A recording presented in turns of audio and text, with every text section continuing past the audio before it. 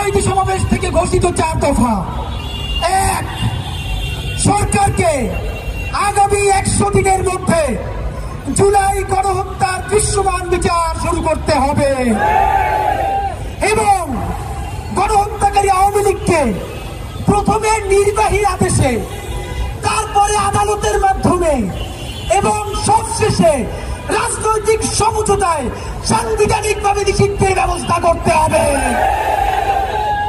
2, শাপলা গণহত্যার রাষ্ট্রীয় স্বীকৃতি দিয়ে জাতিসংঘের সহায়তায় তদন্ত কমিটি গঠন করতে হবে এবং শহীদদের তালিকা প্রকাশ করে অবিলম্বে শাপলা গণহত্যার বিচার শুরু করতে হবে।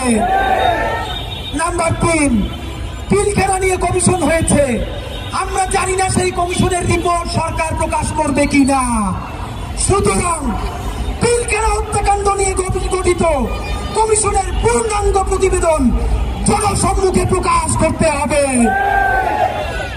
এই 4 নম্বর দাবিটা সরকারের কাছে নয়, BNP, Jamaat Islami, NCP, AB party, ইসলামী আন্দোলন থেকে শুরু করে আপনাদের সবার উদ্দেশ্যে জুলাই জনতা বলছি, বাংলাদেশের সকল রাজনৈতিক দলের আগামী নির্বাচনী ইশতেহারে গণহত্যাকারী আওয়ামী লীগের পূর্ণাঙ্গ বিচারের বিষয়ে স্পষ্ট ধারা উল্লেখ থাকতে হবে। আগামী নির্বাচনে যেই দল নির্বাচনী ইশতেহারে আওয়ামী লীগের বিচার নিয়ে স্পষ্ট ঘোষণা দিবে না, আমরা তাদেরকে বয়কট করব।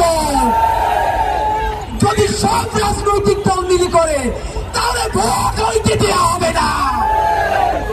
আগে সংস্কার না নির্বাচন, এই এলাকা বুঝি না, সবার আগে বিচার।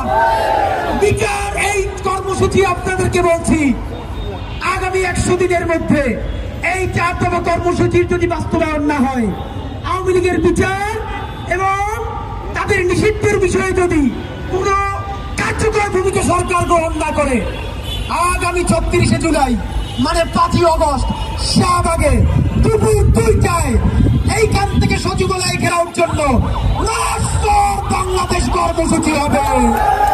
আর তুলে জায়গায় কেন আসবেন, কপিল বই আসবেন,